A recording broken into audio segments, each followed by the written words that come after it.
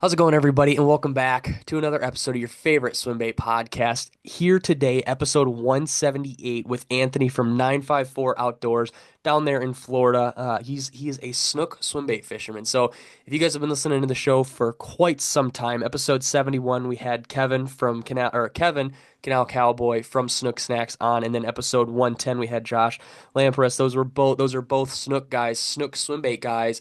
And episode 71, episode 110 was a very, very long time ago. And Anthony and I were talking before we started recording, and he's like said that a lot has changed over the course of that 2.5 years since we've talked to those guys. So it's going to be a jam-packed episode. I know a lot of guys like hearing people from other countries or just kind of who fish swim baits differently than they do, whether it's for trout, pike, whatever it may be. And snook is something that's super crazy. If you guys are not familiar, it's like a crazy thing going down in Florida right now. It's like super hot, and it's really fun to kind of see what they're doing down there, and now to talk to Anthony about it. I'm super excited about that. But as always, we have a couple icebreakers to ask Anthony before we get too deep into the conversation, I should say. So, Anthony, the old classic that we haven't switched up yet because it's just such a good question. We get to learn a lot about the guests with a couple words from them, dude. We're getting ready to go fish in the morning, or maybe we're going to the spillway tonight. It's 10, 11 o'clock. We're getting ready to jump in the truck and go head out there, but we got to stop at the gas station first. What are the gas station essentials for you before you go out on a trip? Well, before I answer that question, first off, I really appreciate you having me on, Yeah, Adrian. dude. I really feel that, these podcasts are really important, especially in the swim bait industry. You know what I mean? It's a very Hmm. niche industry, but Yeah. it's slowly expanding, and the more we talk about it, the better it'll be. So I do appreciate you having me on. But as for your question, so honestly, my go-to, a lot of my fishing trips that I do, you're not sleeping much, you're staying Hmm. up pretty late, and you got to be pretty vigilant. So I always get at least two monsters. I Okay. get a white monster.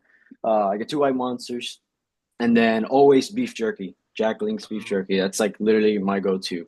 And then usually just a bag of chips, and that'll have me that'll have me pretty good. Unless it's like a planned trip where I know I can get up early and like make a Yeah. nice breakfast. I'm just hitting that gas station, man, and just Right. grabbing what I can. What are the Yeah. Jack Link's like go-to flavors? Is it like cracked pepper or teriyaki, or what is it for you? Teriyaki, that's my one right there. Yeah, And that's everyone that's hates what I'm it too getting because down with. we're in the car, and it's like it does kind of smell, It just but it reeks of tastes pretty damn good. teriyaki. So yeah, I mean, you're driving a few hours like in the car, and everyone else is just smelling it. Yeah, But yeah. hey, I like it. Heck yeah, man. And then the second question, for if you guys are not familiar, the second question is always a little bit more personalized towards the guest. That gives us a little bit more insight of kind of what we know about them prior to getting too deep into the conversation. And from what Kevin said and kind of what I had picked up from your YouTube channel, and obviously the Instagram and stuff too, is the world famous and unfortunately discontinued, or to my knowledge, discontinued. I don't know. It may be coming back, but that the Savage Gear line through 3D gill is a absolute staple for you guys down there, and something that, like I said, is discontinued, but is it seems like a snook magnet for you guys down there. So. Is that still your favorite bait, or have you kind of has your love life switched up with swim baits in the last couple months? So the good news is that mainly I would say because of our efforts, especially at Slicknacks and many other people, the 3D bluegill actually came back. Savage Gear Sweet. brought it back. They saw how many fish were being caught on it, Hmm. and it blew them away. We Yeah. were showing them, listen, guys, you discontinued this amazing bait, and it's producing these fish one after the other. Hmm. And little by little, they brought them back. And the really cool thing about it too is we even got our own personalized color from That's Savage sweet. Gear. Yeah. So they made one specifically for Snook Snacks, limited to Snook Snacks, and it is a Mayan cichlid. If you're not familiar with what a Mayan cichlid is, it's a invasive species of a cichlid that lives in South Florida, Yeah. and they're present in a lot of the canals, and a lot of just fresh water. So they made that for us, and that has just been, I mean, insane. The people are loving that bait. I mean, it's absolutely crushing. But as far as my love life and my love interest changing, I will say it has shifted a bit.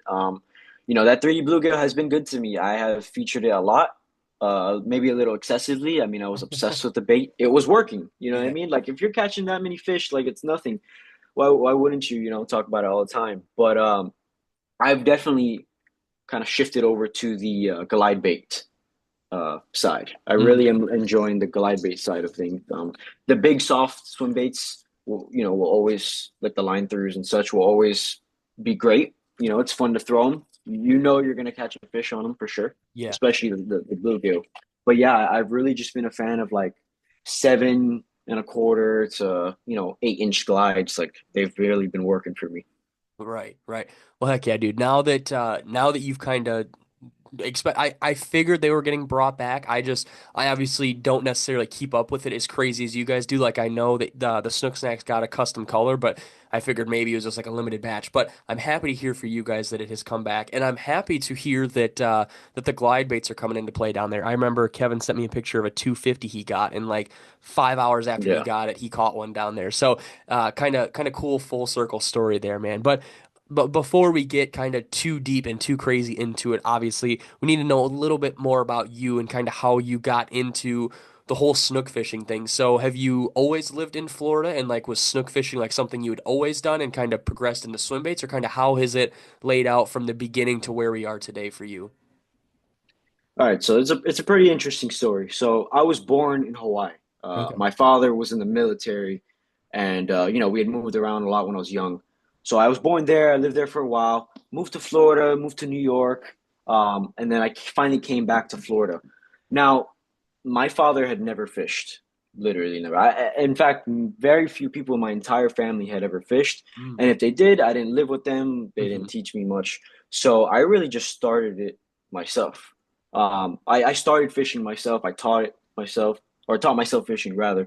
And as far as the snook and the swim bait world, so I would say around 2019 is when I really started to get back into fishing. Like I was learning it, you know, I was making stuff happen. When I was like, I don't know how old I was. I was young.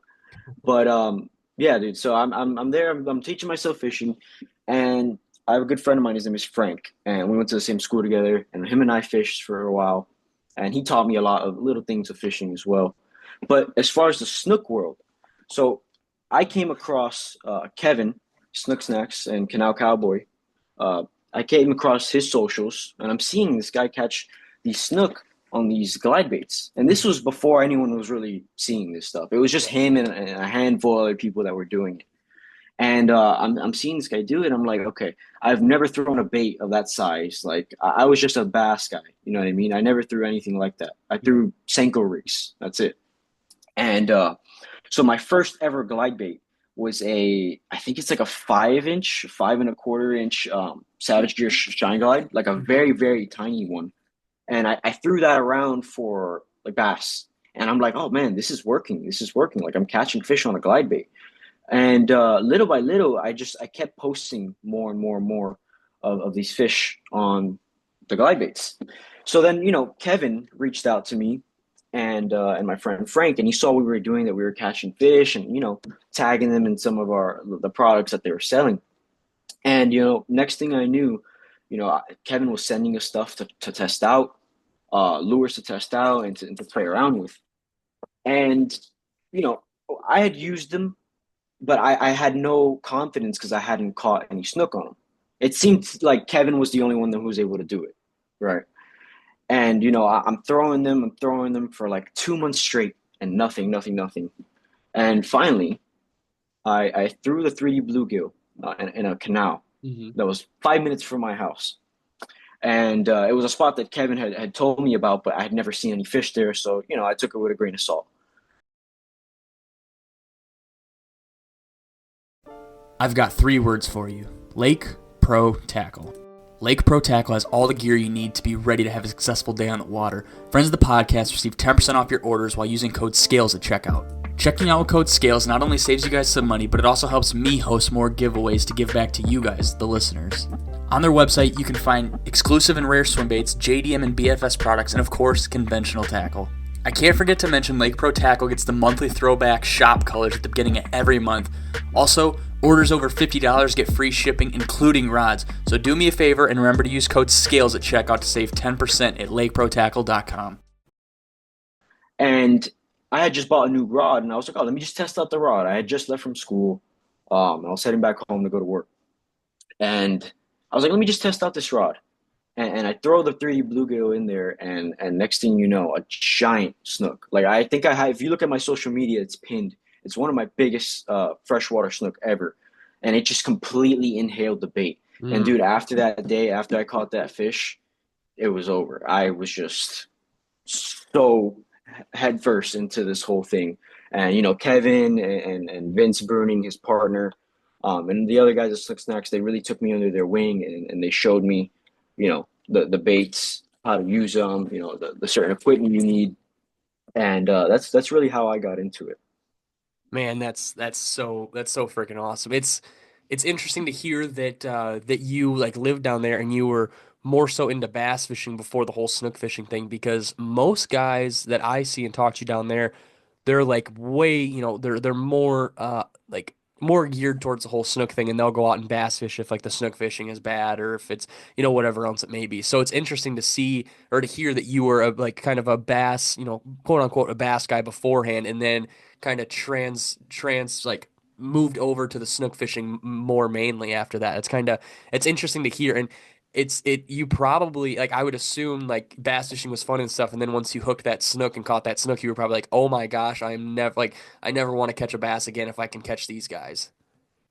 Absolutely, absolutely, and it's crazy because like when I was younger and I was fishing for bass, and you're right, like a lot of the people now, especially the younger guys, I see a lot more people trying to snook and tarpon fish, Yeah. um, rather than catching bass. Like I really don't see many people catching bass anymore. And honestly, I don't blame them. I mean, once you've gotten a taste of the power of these fish, you Hmm. never want to look back.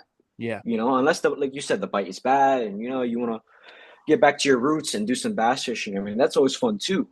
But for me, man, it's just like why, you know catch bass if I can catch these amazing fish in such a cool, unconventional way. Yeah, yeah, 100%, man, 100%. So once you kind of meet Kevin and kind of see like that he's or like I guess more so that you learn about Kevin and see that he's catching all these fish and stuff like Florida is obviously like a place with a lot of water and a whole lot of stuff. Like, were you familiar like where to find snook and stuff, or was that kind of a whole like new learning experience for you to find out like what water doesn't have snook or why snook are in this water, not this water? So as far as like the freshwater side and the canals, I had no idea. Like I Mm. was completely oblivious to that. Saltwater, I had a general understanding, um, just from doing my own research. Yeah. But as far as the brackish waters, the spillways, the canals, I had no idea. I was driving past these fish all the time on my roads, and I would have never known. And I think that's really is what really sparked my interest is of how cool it was. I mean, the vision is that you can go in your backyard, I mean, tie on this big swim bait and catch a Mhm. giant snook that come all the way from the ocean, Yeah. you know? So to me, that was just incredible. Right. And is that how if for like obviously somebody I don't think I've ever even seen a snook like in real life. Is that what the snook do? Is they kind of come up and they essentially turn into a freshwater like a brackish snook in these canals and stuff in Florida? Yes, yes, yeah. They get lost because of South Florida mainly. Since it's very intricate. Hmm. A lot of these fish they come through and they end up getting lost, Right. and then they just end up in our fresh water. Okay. Huh. Yeah. So like that's kind of the nice thing about it is like compared to like saltwater fishing, you kind of know that like a snook is like the top dog in these canals and stuff. So as long as you're like that's the big thing with swimbait fishing up here in the north, like swimbait fishing for bass, you have pike and muskie and stuff, which you can gear up and fish for those, but you're gonna kind of give up the some of the bass bites. But down there, if you're geared up to fish for snook, like you probably aren't gonna have any problem landing a snakehead if it bites your bait or a big peacock or whatever else it may be. Like you're fishing for the biggest fish in these canals, right? Absolutely, absolutely. And vice versa too. Like if you have to, this is why you have to be careful because these canals, I mean, they'll hold if you weren't expecting the snook or you weren't trying to catch snook, Yeah. you could be throwing a little 3-inch paddle tail, for some peacocks or whatever else that's down under that bridge or in that canal. And those snook will eat that peacock. I mean, excuse me, the paddle tail as Mhm. well. They could completely come out of nowhere, and you're on a medium rod, Yeah. medium heavy rod, and that's just not going to cut it. Hmm. So yeah, when you're me, I'm always geared up. Having proper gear is something that's really important to me Yeah. because, when I first started, man, it was just a mess. Like I didn't know what I was doing. I was losing fish. I was getting hooks bent out. And little by little, you learn, okay, I need to have this gear. I need to have these type of treble hooks to be able to withstand these snook. And, it's very intricate Yeah. in Yeah. terms of 100%. preparation. 100%. Yeah. Once like I guess how long did it take you to like really cut your teeth and shake off a bunch of fish or bend out a lot of hooks and stuff that you finally kind of got all the pieces together? And was that something that you did, like by yourself, trial and error? Or did like Kevin maybe give you a pointer here and two if you were just like, dude, I do not know what the heck I'm doing wrong here. Like, can you give me some insight of how to go about this better? Yeah, so Kevin and Josh. Josh is another person who is very technical, and very prepared, always prepared. I never see him unprepared. He's always got his baits with the best terminal tackle on it, and he's learned that through trial and error. Hmm. I mean, he's bent out so many fish. Right. So both of them, they guided me because they had been using a lot of the treble baits more than I was using them. I was using well, at least the glide baits. As far as like in the beginning, I was using the soft baits, which only had one treble, but they were using the glide baits that, of course, have two trebles. So they were able to kind of figure out what was suitable per each lure. Like Mhm. we all have a list of like the different sizes, the different brand to use for that lure, for this lure. And yeah, they guided me on that. And honestly, thank God, because man, it was annoying. I was bending out fish all the time, and these are monster fish, especially in the beginning. Like you don't want to lose those big fish. Once you've done it after, a while, it's like okay, you lose a fish, it sucks, but it doesn't hurt as much in the beginning, as it does in the beginning. Right. Yeah. So, man, this is like I don't know, like I had the same exact feeling when I was talking to Josh and Kevin, just like how crazy or how different of a world it is and how, little that I know and can kind of gather information on because like you said 2 years ago, there was like obviously it was talked about, but it wasn't talked about like it is now. And even with how much it's talked about and how much it's kind of like a recreational thing now, I still just have absolutely no insight to everything that's going on down there, or even just a little bit of what's going on down there. Yeah. Yeah, I mean, it really has exploded recently. There's a lot of people that are catching on. In fact, I see more of the glide bait content than I see of like the soft baits, like the 3D bluegill and the gizzard shad and those other soft line throughs. Hmm. I'm mainly seeing the glide baits really blow up. And I think it's simply just because of how effective they are. Right. You can throw them in almost any body of water, and it's going to attract something. Hmm. Whether it be a bass, a peacock, a snakehead, a snook, a tarpon. I mean, all redfish. I mean, the list goes on. Trout. Like there are so many species that just get so honed in on these glide baits, Yeah. and the action is just so enticing. Right. Right. And I think people are just really starting to see the power of it, and it's just blowing up now. I mean, I'm sure you're familiar with throwback baits. Yeah. Yep. They're doing a collab with us at Snook Snacks, and they're making us our own personal color Hmm. catered to snook fishing. And then that's something that's huge. Uncle Larry Outdoors. I'm not sure if you've heard of them. Yeah. Yeah. Yep. They've Throwback got that baits. color. Yeah, exactly. Yeah, they've got a color that Throwbacks made for them, and they're using it for snook too. So there's a lot of pieces in play, and I'm really excited for the future of the glide bait industry and just swim bait industry as a whole. But for me, particularly the glide bait side, just because of how powerful those lures are. Hmm. But yeah, man, it's blowing up now, and I can only imagine what else is going to come. Like companies are starting to catch on. Yeah. Uh, Other influencers are catching on. We've got uh, a new lure as well coming to Snook Snacks. Johan Oh, is yeah. the Yeah. gentleman. Yep. Johan, yeah, he's making a mohara, which is a like a saltwater bait fish. Mm, He is creating a Mohara glide bait that Kevin's already been putting a clinic on fish. He's yeah. already caught so many on it, and they're all coming standard with BKK hooks. So you're confident. You know that they're not going to bend out. Hmm. So there's a lot of big things coming, dude. It is really exciting. So Yeah, man, that's so crazy. So we've talked about like the canals and kind of touched on the spillways and stuff. So what I guess I'll ask you what your favorite one of those like styles of fishing is, and then I'll kind of pick your brain about what that all entails and kind of how that certain area like lays out for fishing and stuff. So like if again, situation we're going out tomorrow and you're trying to put me either on a big fish or numbers, whichever one you personally like doing, are we gonna hit up a spillway like at nighttime like you guys do? Or are we gonna like go walk canals early in the morning? Or kind of what's the go-to if we're I mean essentially we're gonna try to catch the biggest fish we can. So what's the go-to for that? so it really depends on just the overall conditions. So for example, where I live, if it had been raining a lot, right? Let's say tomorrow it's raining, raining, raining, or for the next 2 days it's raining. Uh, I would say let's go hit the canals. Okay. Every time it rains, the canals by me and many other canals, just period, in South Florida. I mean, the snook get fired up. The snook, the tarpon. It seems like everything gets fired up. Mm, For the spillways, it really depends on the discharge that's coming from them.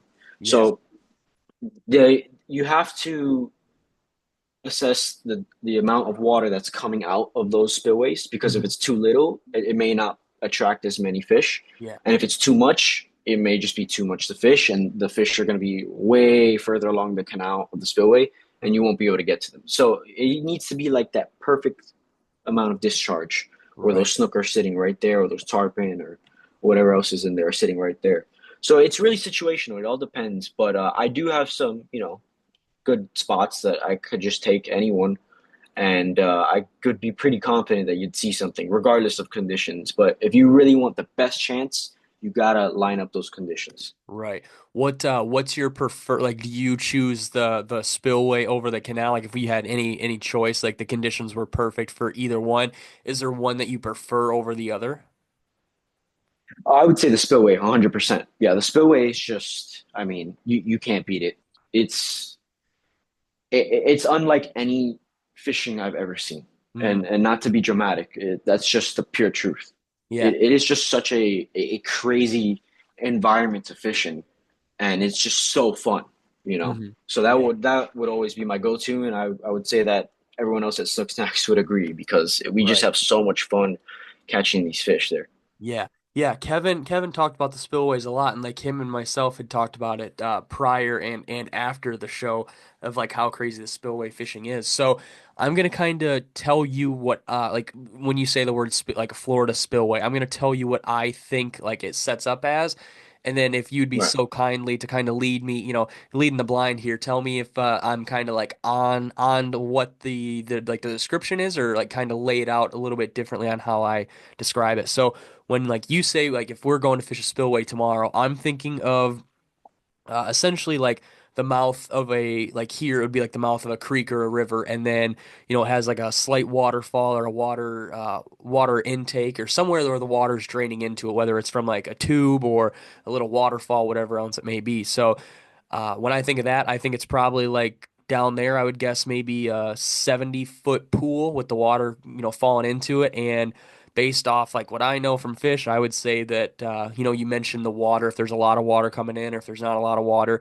I would just assume that those snook are waiting there, waiting for stuff to fall over the edge and or all the oxygen that's coming in the water at that water that's spilling in. And I don't even know.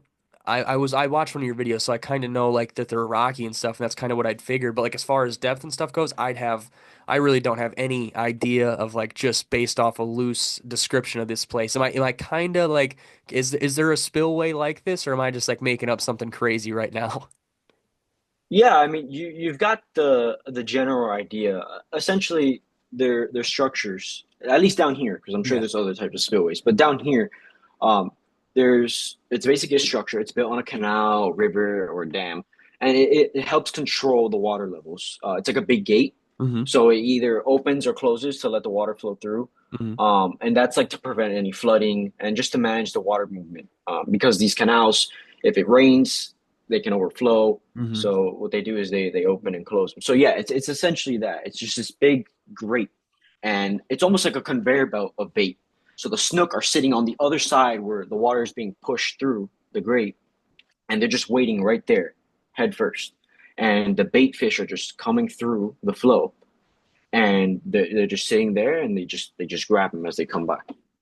So Hmm. they're pretty deep as well. I mean they vary. We've seen some spillways that are like maybe 15, 20 feet. Some are like 50 feet. You know what I mean, deep like the water.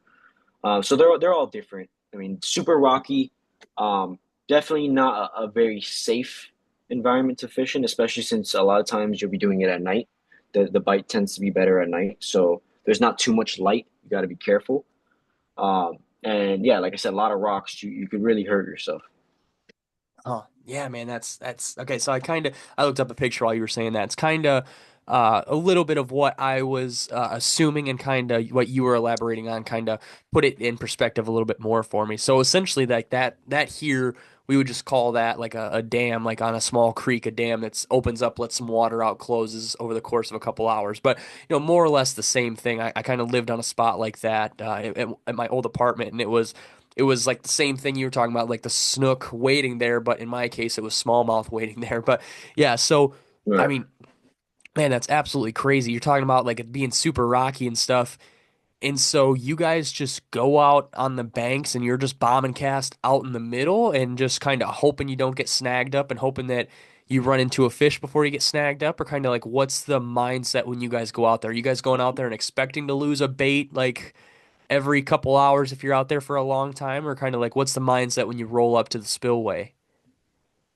So when you're getting there, I mean, there's a lot of spots within the spot. So I'm familiar with those smallmouth dams or Yeah. spillways, quote unquote. I've seen them, seen a few videos of them, and they're essentially the same thing, but the surrounding environment of the ones we're fishing are a lot more treacherous. I Right. mean, they're Yeah. super steep. I mean, you've got bushes, you've got trees, you've got all types of just stuff everywhere. There's spiders. I mean, it's like a jungle, really. Like sometimes you're crawling through, bushes and all types of things just to even get down to the bank. But yeah, no, there's spots within the spot. So a lot of times you can cast directly into the spillway, which most people do. But when the water is being pushed out and down the canal or the spillway, it creates these eddies, which is where the water basically swirls, Yeah. and the bait that'll be in there swirl with it, so they're disoriented, and the snook use that as an opportunity. So it's all dependent on what the water is doing, how much it's discharging. If it's Hmm. discharging more, the fish will be pushed back more. There's certain tree lines that we're expecting to fit, that we're expecting a fish to be right there. It's almost like textbook, like there's going to be a fish in that spot, and possibly that one. You know what I mean? Hmm. So a lot of times you can expect to lose a bait. It's dark. You know what I mean? You may cast and get it in a tree. Yeah. Because we've all lost some baits. It's tough. You may get it on a rock. Like I said, the spillways are full of rocks. So if you're throwing a glide bait and you're fishing it too low, you could get snagged and lose it, which I've done plenty of times. So that's pretty much what we're expecting when we're going down there. Man, that's so metal. So crazy to just think of like fighting nature to get down to this spot, or like to stand on this rock to make these casts, and then all of a sudden you hook up with a 35 to 45 inch just ball of muscle that wants to pull you in the water, and you got to try to balance while you're fighting this fish. And then once you get it in, you have to, if you have to have some level of fish care to get this thing, keep it in the water, keep it vertical, or keep it like horizontal and not vertical. And all, like, Right. again, like you said, you're trying not to fall down this steep hill or whatever else it may be. Dude, that's like some extreme swim bait fishing right there. Like I would say, myself included, that like 90% of guys could not fathom everything that goes into snook fishing, like a spillway like you're describing. Yeah, and I'm not even trying to be dramatic, but like at these spots you can genuinely get hurt. Like Yeah. it's not this, walk in the park, oh, I go on the bank. No, you can genuinely get hurt. I mean, like you said, there's a level of care that you need to have with these fish. So not only are you trying to protect yourself and not slide down these slippery rocks into the spillway, which are very deep. There's gators, there's bull sharks, all types of other things, and the water also is just not very clean. I Yeah. mean, I don't know what would happen if you you ingested some of that water, but yeah, no, it's like you got to make sure you're holding the fish horizontally and keeping them, just out of the water for a brief moment. You know what I mean? Because at the end of the day, we want to preserve this fishing. Hmm. So fish care is something that's really big to us. Of course, we're content creators. We're going to get our content, but we always prioritize taking care of these fish Hmm. so that there can be a future of this fishing. If we're negligent and we just decide to, let the fish flop around on the rocks, then what is that going to do for us? The fishing Yeah. will be ruined. Right. So Right. there's a lot that goes into it. It's not this walk in the park of a fishing, Hmm. experience. Yeah, and that's even like the fish care thing going back to way at the beginning of having like the right gear and stuff. And my question that I was going to ask next is, do you guys, so like when I see videos and pictures like Snook and stuff, like their mouths are like they open up like, super crazy, super extreme, like their jaw detaches almost like something super crazy. Their jaw is just as wide as their whole, or like just as tall and wide as their whole body is. So do they have Yeah. like do they have soft mouths like a crappie, like where it doesn't take a whole lot to stick a hook in, but maybe like if like the hook will pull out or whatever else, or are they like pretty muscly and meaty, kind of like a smallmouth or even like a bowfin or a snakehead style mouth? They're definitely muscly and meaty. I mean, a lot of times we want to use thick hooks, and hooks and sharp ones. You got to make sure they penetrate Mm, because they're not like soft at all, man. They're hard. In fact, when they hit your lure, we call it a thump.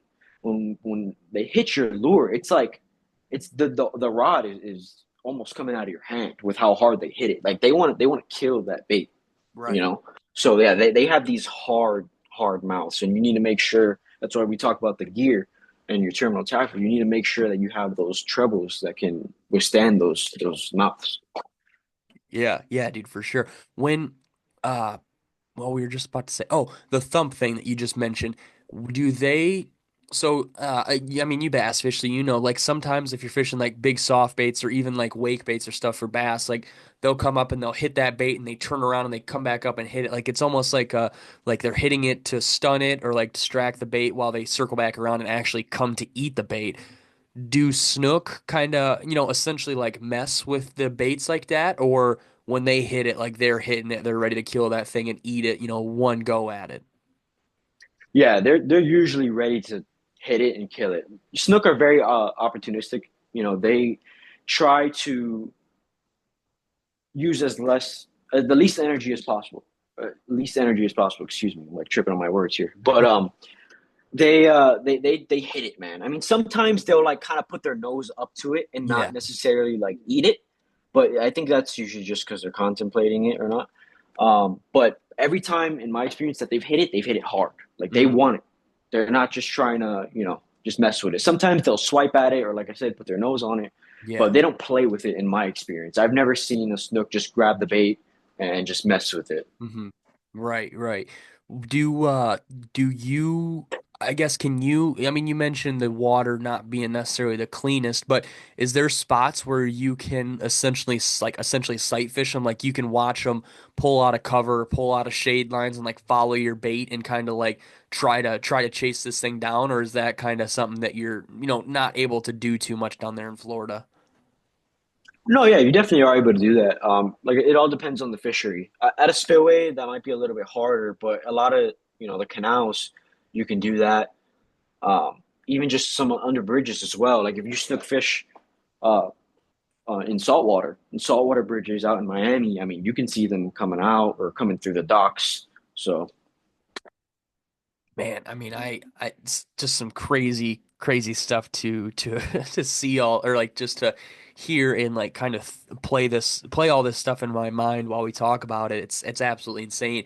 The one question I had before we get too far away from like the canal fishing and stuff, the video I watched on your YouTube, it was pitch black and you guys were fishing the canals and stuff. And uh, being a normal person, everybody always hears about the crazy things that happen in Florida, the crazy man or crazy Florida man stuff. So What is like Yeah. what is the craziest thing you've experienced while night fishing in Florida? Whether it's, a spillway or a canal, like is there something like some crazy event that like sticks out in your head like when you go out and night fish and you're like, "Man, remember when this happened? Like that was the craziest night ever." Yes, absolutely. So I was actually with Kevin, Canal Cowboy. Yeah, I was with him when this happened. We were snook fishing, and it was a good night. We were catching some good fish, and he hooked up to this big. I'm not sure exactly how big the snook was in terms of measurement, but I would say 37-inch snook. It was a big snook, and he was fighting for a little bit, and all of a sudden, a bull shark Oh, comes and bites the snook in half completely, and he finally gets the other half of the snook back. And he's just, I have a video of it. In fact, I believe it's still on Kevin's social media if you go look. One of his like most popular reels. He's holding up the snook and it's just completely bitten in half. And oh the my blood is God. spilling from it. The glide bait is still on the fish's mouth. So it's like, even if you do hook these fish, man, you got to be careful because there's crazy stuff like that happens. You stick your hand in there, your hand could have gotten bit instead of the snook.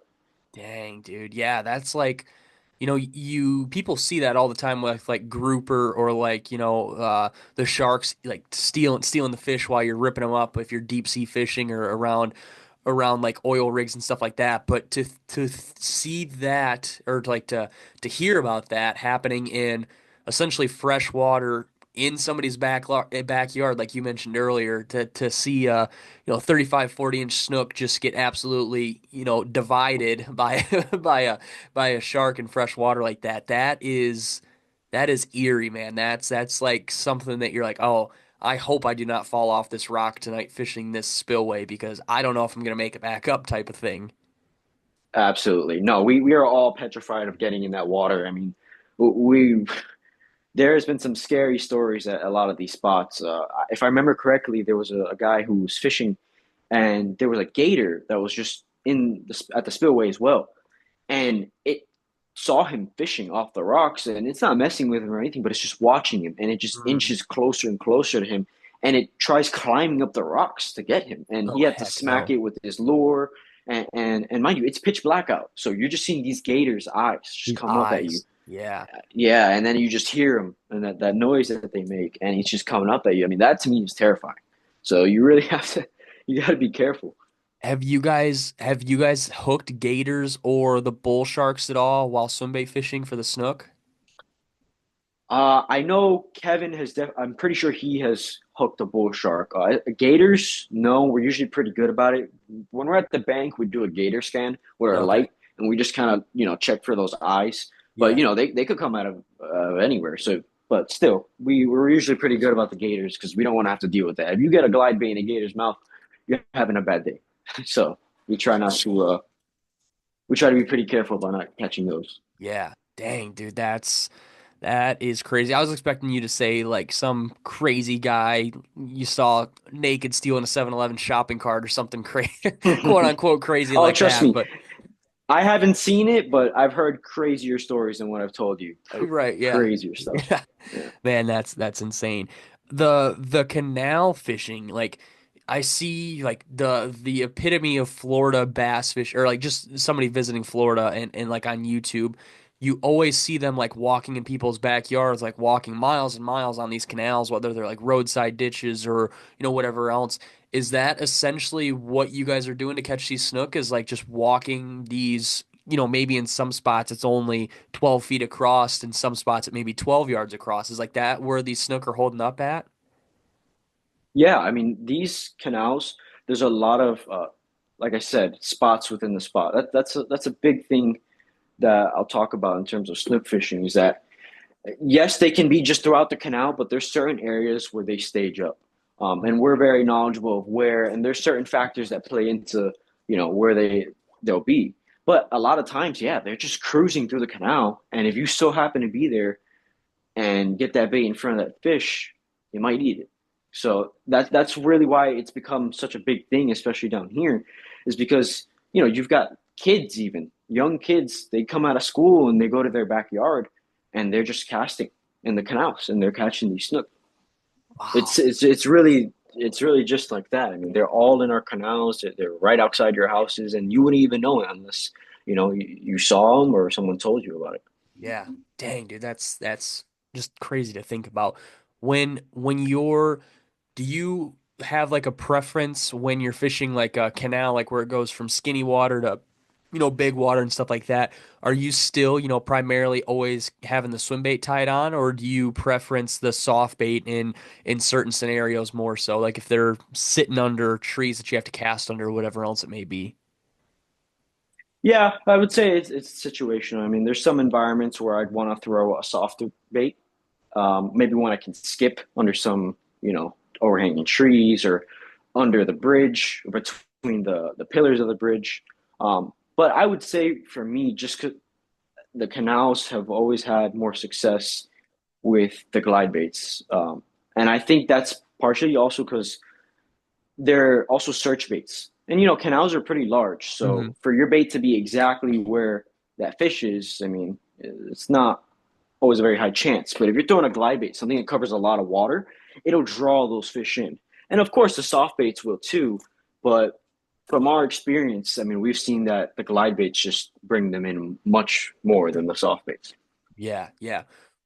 Kind of picking your brain about the soft baits a little bit. So, the soft baits that a lot of the bass swim bait guys use, they're a little bit softer, especially, well, they're a little bit softer, they get torn apart. You need to use mend it. And so when we talk about Savage Gear stuff, I think of baits that are literally designed to withstand pike, muskie, walleye, zander, those big perch, and obviously now, the brackish saltwater fish. Is that kind of why you guys enjoy and like the Savage Gear stuff so much? Is because it's built to kind of withstand the big predatory fish, with the bigger than normal teeth and like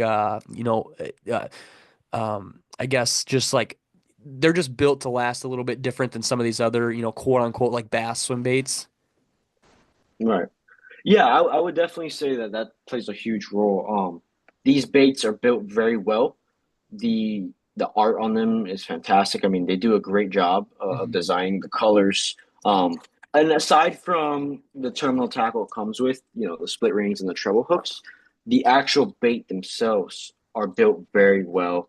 And I'd say the best part about it too is that even if you do break the lure, the housing cracks, the tail breaks, these lures aren't expensive. They're $20, $30, 15 Hmm. bucks. In terms of the glide bait world, they're Yeah. not that expensive. Same Right. thing with the soft baits. Hmm. So I've have so many glides that are retired that are just hanging up, but to me, it's no problem. They're cheap.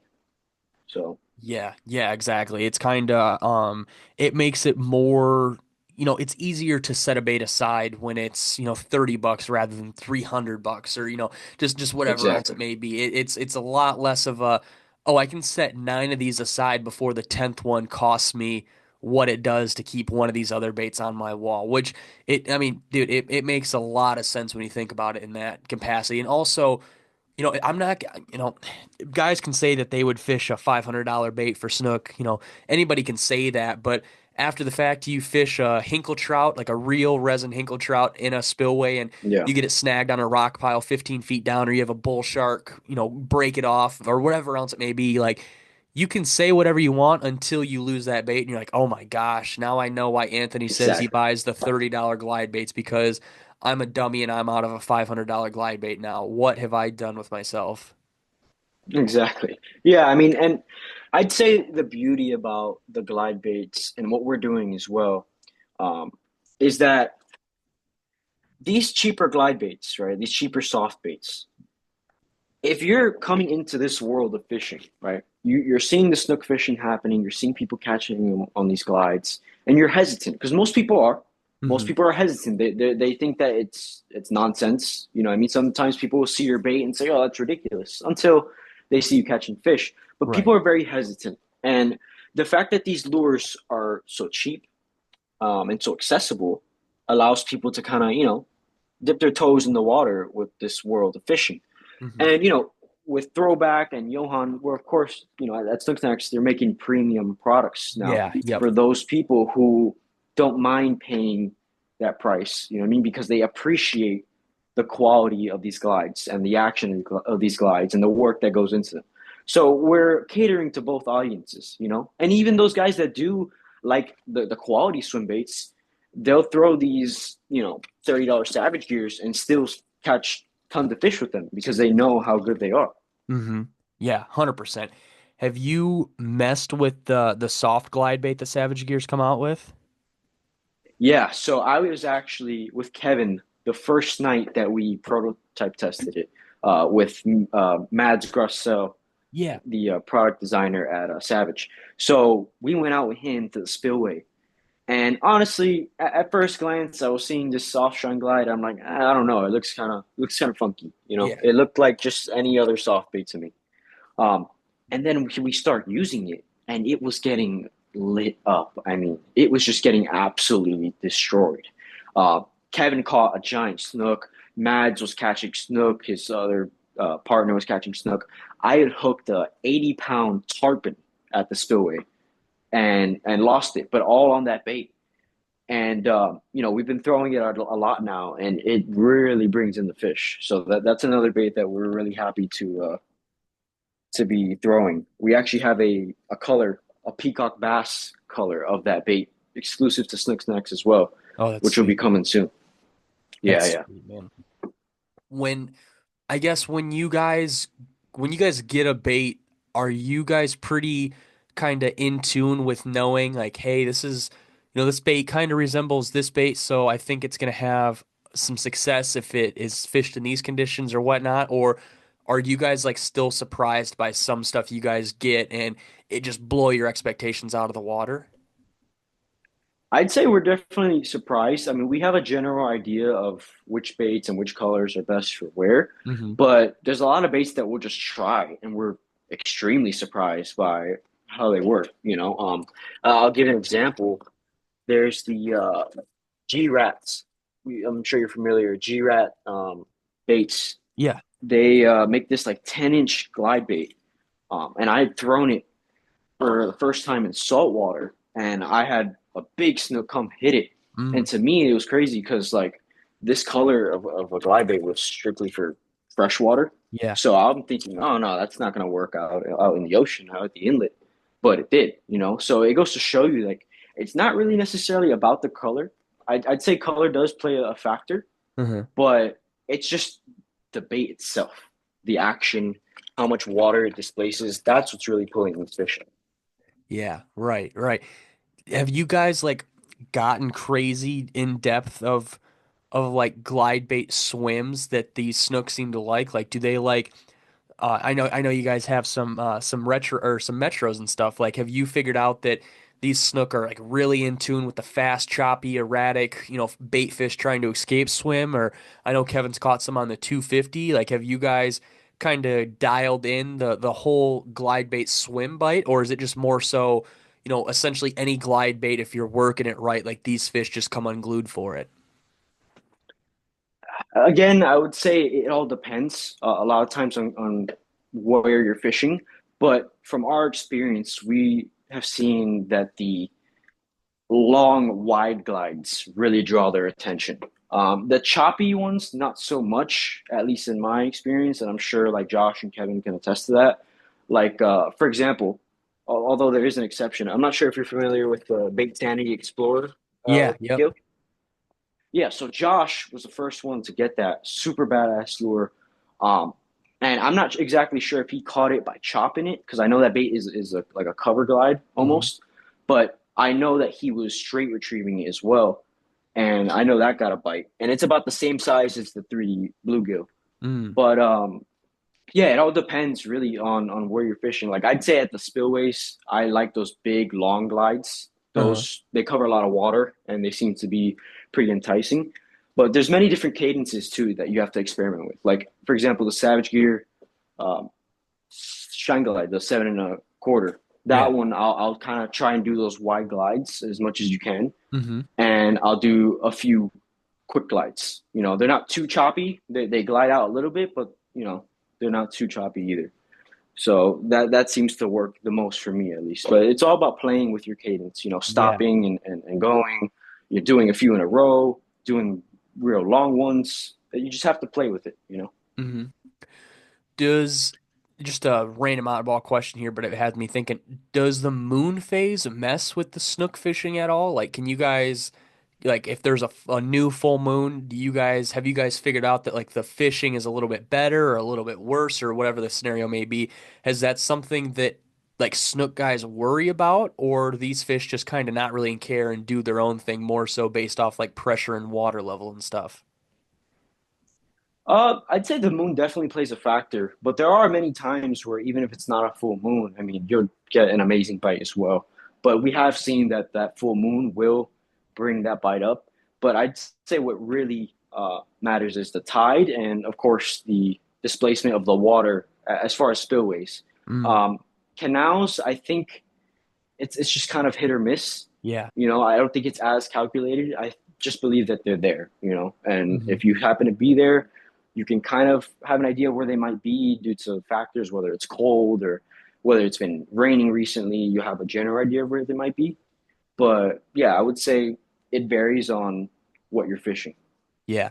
Have you guys run across any of these fish being hesitant? Well, I guess you can't really tell because you're not necessarily seeing these fish come up and eat, but have you guys run across any of these fish being hesitant to these glide baits like they've been caught before, or maybe it's a spot that you guys have fished, for a couple months and have presented these baits to these fish? Like, do you guys think these fish will or will ever catch on to the glide bait like pressure or presence? I would, that's tough, you know, because I have seen, you know, a lot of times when we're fishing where the snook will come up with, because sometimes we fish in the day and we can see them in the water, but Hmm. we'll see the snook come up to it, and sometimes they just follow it, but they don't hit it. I think if you're hitting the same spot, throwing the same bait over and over and over, I think they'll kind of catch on. But honestly, there have been times where you could tell that fish has been caught by a glide bait. Like you'd Yeah. see the treble marks, or maybe it was a fish you've caught before. You know what I mean? So I'd say as far as the glide baits, it just depends on how many times you're fishing that exact same spot with the same glide, you know. Hmm. But I just think that the drawing power is just so good that sometimes they don't even think; they just eat it. You Yeah. know, they Yeah. don't even want to. They don't even want to think twice. They just eat it. And that's what I was gonna ask, like, especially at a spillway where there's like kind of a current and where these fish can pull up into pockets and, do a couple different things.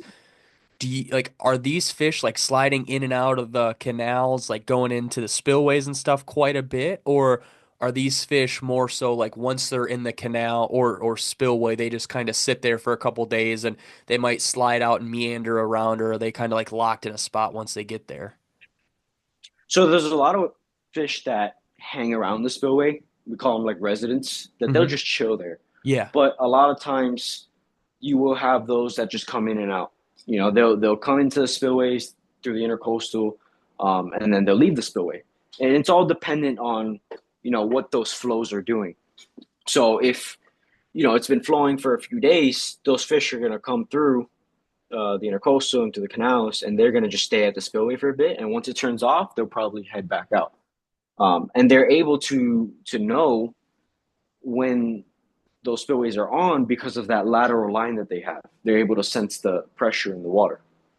Which I Right. wanted to bring another point back to that as far as because we were talking about, do you think the fish will ever be able to tell? So when we're fishing these spillways at night, and the fish don't need to see the lure. They're 9 times out of 10. I don't even think they're physically looking at it with their eyeballs. Yeah. They're feeling that lure Mm. through that lateral line that they have.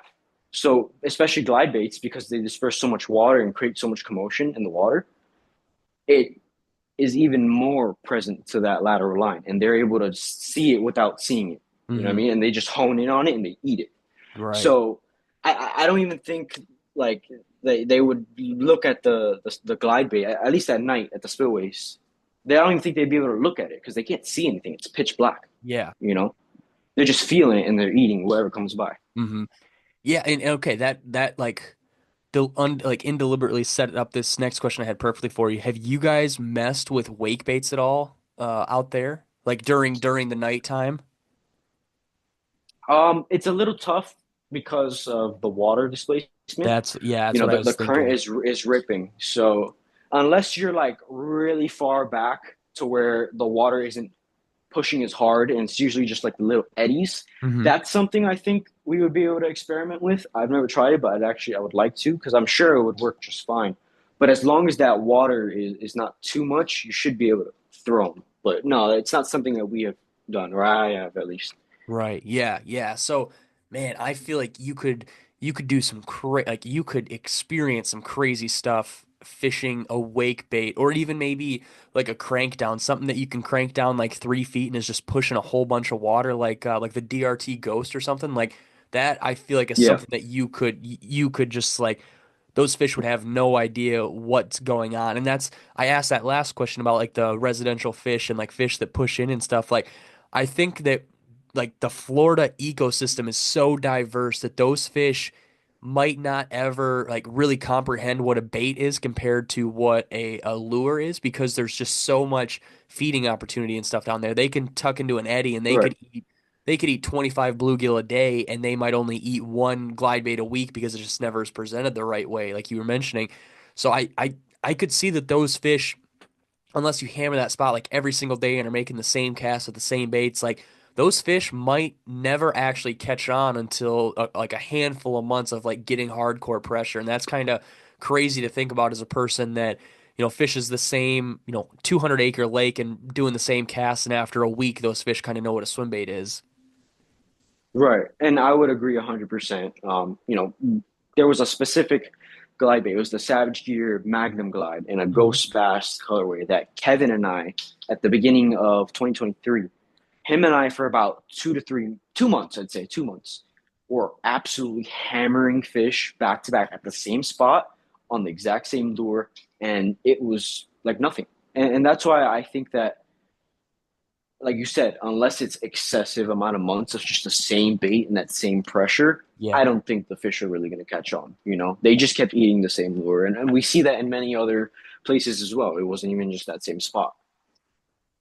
Yeah, man, it's something that like bass guys overthink, but I think you guys like have such a diverse like fishing scenario down there that it may go to the wayside a little bit more than what it has to for bass, which is kind of it's crazy to think about. Like you could hook the same fish, like say you hook it and then 2 weeks later you come back, you could hook that fish on the same exact bait doing the same thing in the same casting area. Like that is pretty cool to think about, that you can have like a second chance to tango with the same fish if you missed it the first Yeah. time.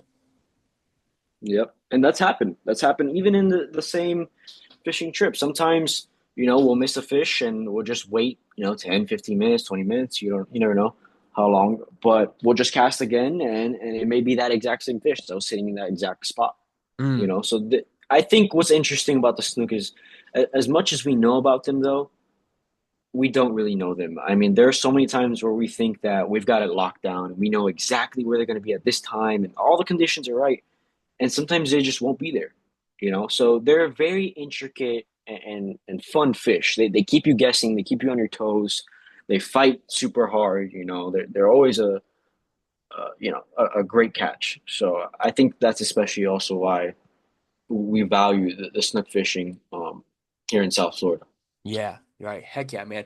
Is like, do you guys ever go out in hopes of catching a tarpon rather than a snook, or maybe go out and try to catch snakehead or whatever else it may be? Or you guys like, 100% of the time it's snook or, die trying type beat?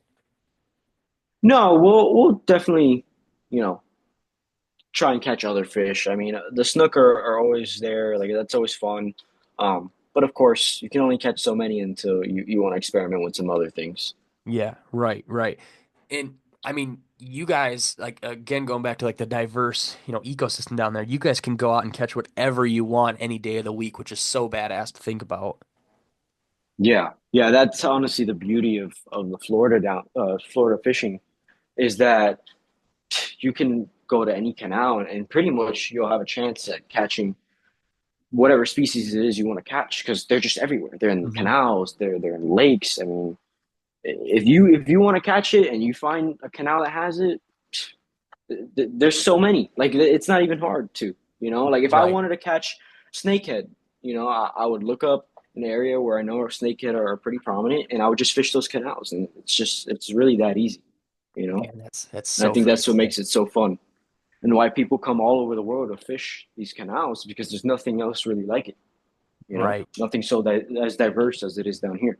Yeah, man, that's just so freaking cool to get to pick your brain about all this stuff. And the last question, the last like random off the wall question I have for you before we kind of wrap it up and talk about the gear and stuff you use, is there any baits from the the quote unquote bass swim bait scene that are like, really, really really expensive for what you guys are doing and kind of what you're putting a bait through? Is there any baits that you would like to have the chance to bring to the snook side of things and like get to test for a day or two just to see kind of what a $500 resin glide bait would do for a snook? Like, is there any bait off the top of your head that you kind of want to have the chance to mess around with no repercussions if you lose it or didn't have to buy it even?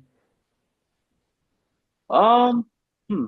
You know, it's not a name brand, but there is a gentleman. It's just kind of funny. There's a gentleman. His name is I forget his name. I could find it. You might know him. He makes custom glides, and he made a peacock bass glide bait. Oh, And I really? saw it at iCast about 2 years ago, and it's just this beautiful, super detailed peacock bass. And I had asked him, "Oh, how much is it?" Because I'm thinking, okay, maybe nothing crazy. He told me $1,200, and I was like, okay, yeah, Holy. no, that's not happening. I mean, listen, it's a piece of art, but if I lose that to a snook, I'll probably just quit fishing. Right, yeah. Honestly, Oh man, yeah. that's that's insane. I mean, I understand, like you said, a piece of art, like the cost has to cover your time and stuff into it. But yeah, like that crosses the line tenfold for a guy who's gonna go out and cast into a sketchy spillway with 90% chance of losing this bait throughout a 5 hour trip out there. Yeah, no, no, for sure. I mean, I would rather just throw my $30 baits and, hope I don't lose them because a $1,200 bait would kill me. Right, right. Yeah, That would kill exactly, me. man. But like I mean, I've lost. Oh, sorry, go ahead. no, no, you're good. What'd you say you lost? No, I said I've lost like $100 glide baits, $90 glide baits, and that's crushed me, you Oh, know? So yeah. I can only imagine losing something $1,200. Right. Yeah. Oh, dude. I guess have you ever heard of anyone using the K9 for the DRT K9 down there? I'm not sure. I don't think I've ever seen anyone use them for snook at least. Right. Yeah. Yeah. Huh. That's interesting. I was Actually, you wondering. know what? You know what? Yes, I don't know if he's caught anything on it, but a friend of mine, his name is Frank. He said he was fishing it and that he had a snook follow it. Oh, damn. Yeah, he had a snook follow it. Ah, so cool, man. But The last like big main question I have for you that's not all over the place like this whole episode's been the gear you use. So we've talked about using the right gear. We've kind of gone over the baits you use and kind of more so the glide baits now and away from the soft baits that you were using maybe a little while ago and kind of how the glide bait scene down there is blowing up and stuff. And we all kind of know that you have to have like a decently okay rod of like, well, for bass, I'm speaking in the terms of bass, like you want a rod that loads up, and when those fish shake, head shake and stuff, you have some forgiveness in your rod, so you don't have to worry about that fish coming unbuttoned and stuff. So, what's like your go-to setup for snook fishing, and kind of why is that your go-to setup? I guess is kind of more so the roundabout or the roundabout question I have for what you use. so I have two setups. I have one that is catered mainly to just the glide baits, and Mhm. then I have one that is for the soft line through baits. So the reason for that is the soft line through baits.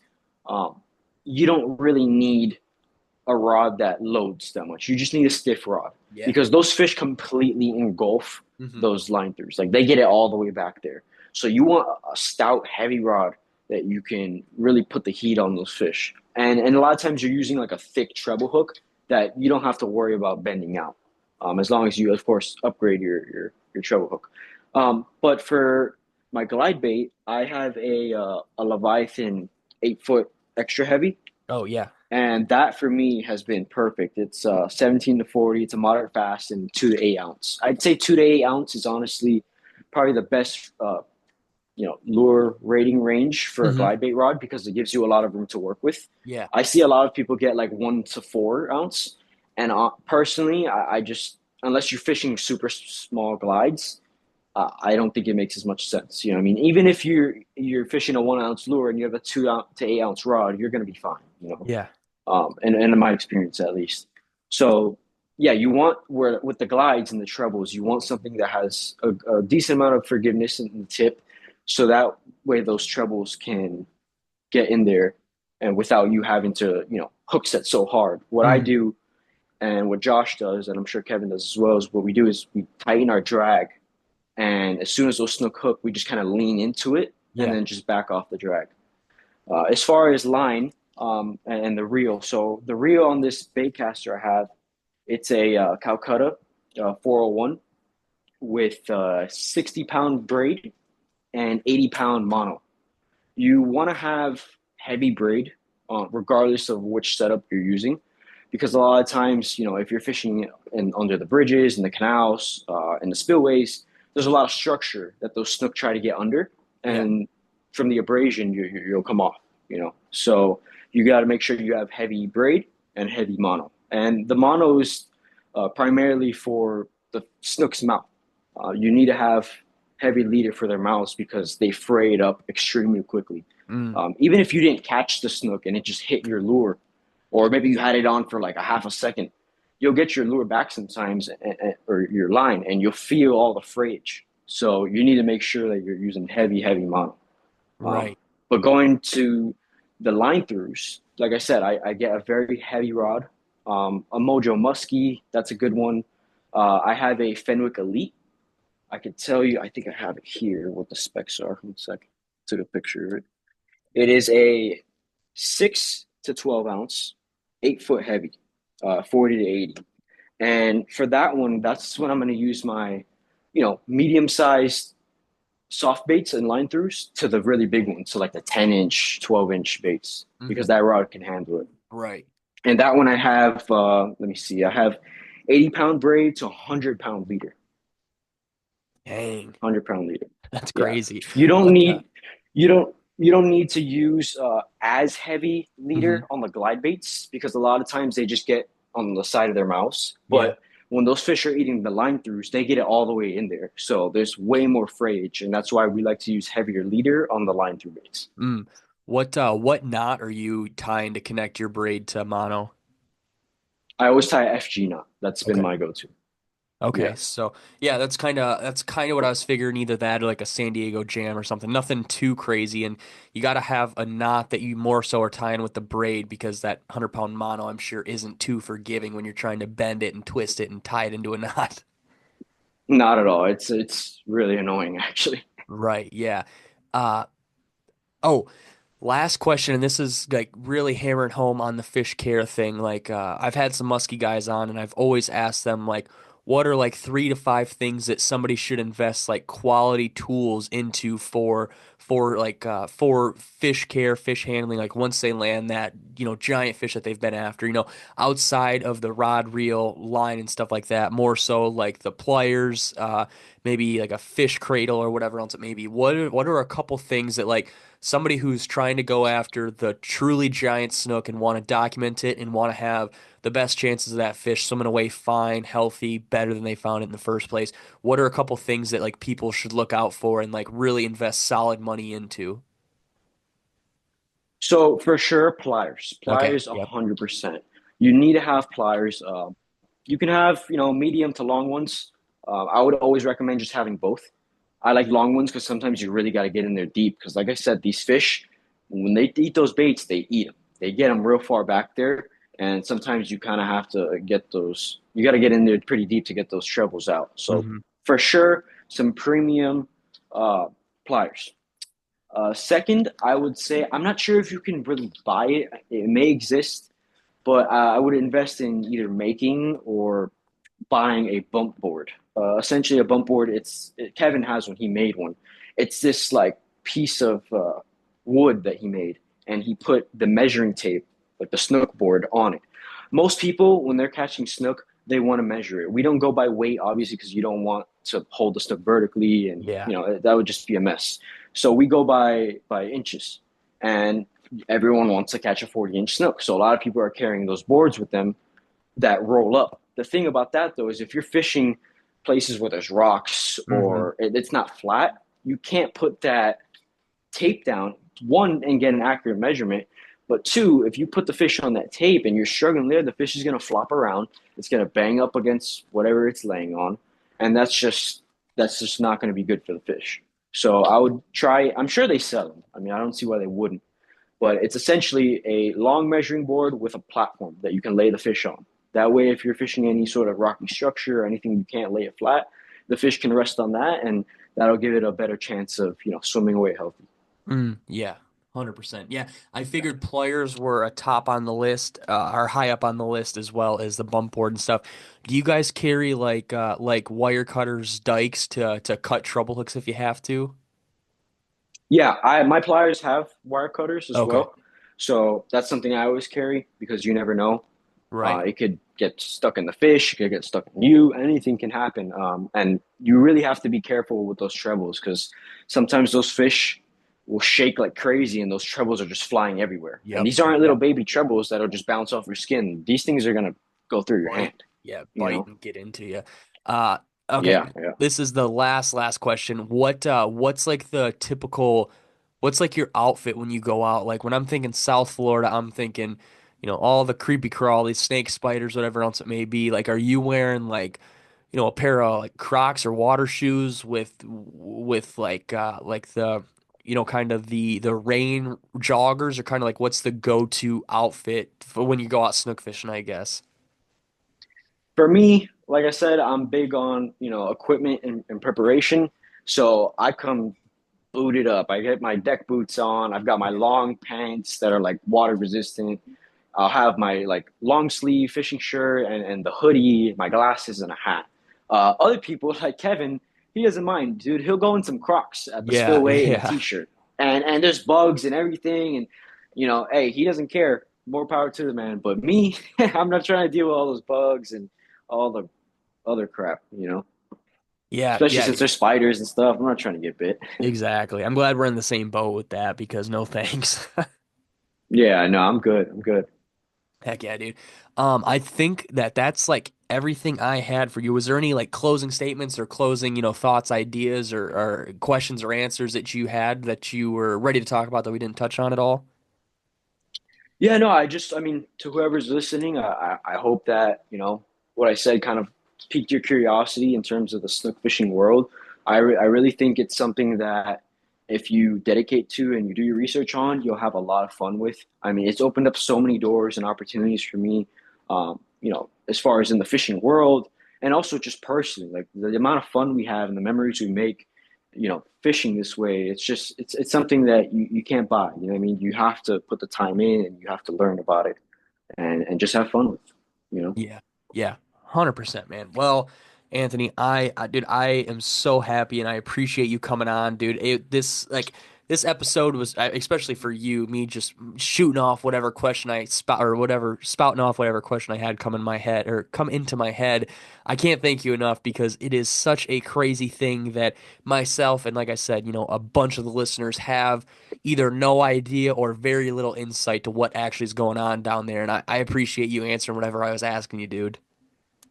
Of course, man. Of course. I mean, we really want this world of fishing to grow.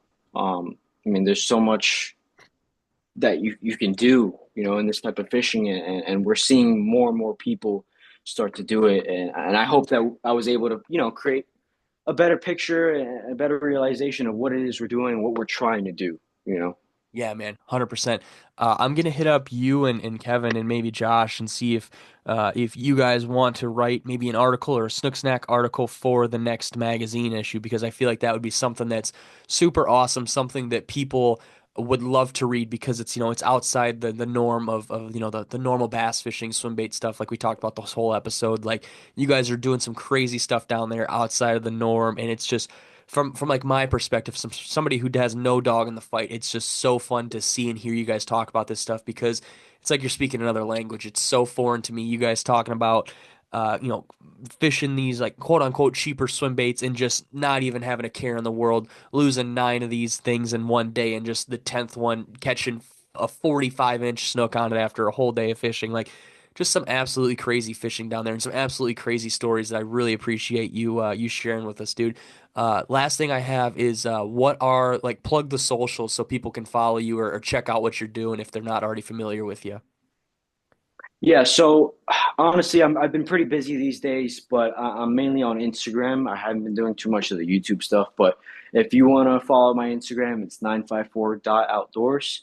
I do primarily snook fishing, as you could tell from the podcast, but I do a lot of other stuff too, fishing photography, hunting photography.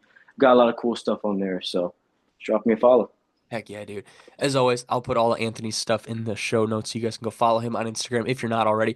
I'll even maybe I'll link like the line through 3D Gill YouTube video that I watched before we talked today because dude, it was a super cool video just hearing you guys freak out about this fish and like doing like what you preached throughout the whole episode of like fish care, like, oh no, we got it. Let's keep it in the water. Let me try to find somewhere to set this board down to try to get a measurement on it and have it out of the water for a couple seconds at a time and then dunking her in, holding her, making sure she was revived and ready to go and letting her go and just kind of living in the moment is super, super cool. And that's something that I want people to watch to kind of go along with this whole episode we had. But as always, like I said, I'll put all Anthony's stuff in the description so you guys can go follow him. If you're not already following the podcast, Scales and Tails Media on Instagram, Facebook, and YouTube. YouTube, we drop the podcast on Monday as well as Spotify and everywhere else you get your YouTube or your podcast videos.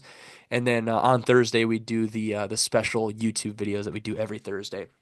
Um, Outside of that, I think that's everything. I don't know, I might be missing some stuff. But as always, I want to thank Anthony for coming on. I want to thank you guys for listening. I hope you enjoyed this episode, and we'll see you guys on the next episode. We'll talk to you guys later.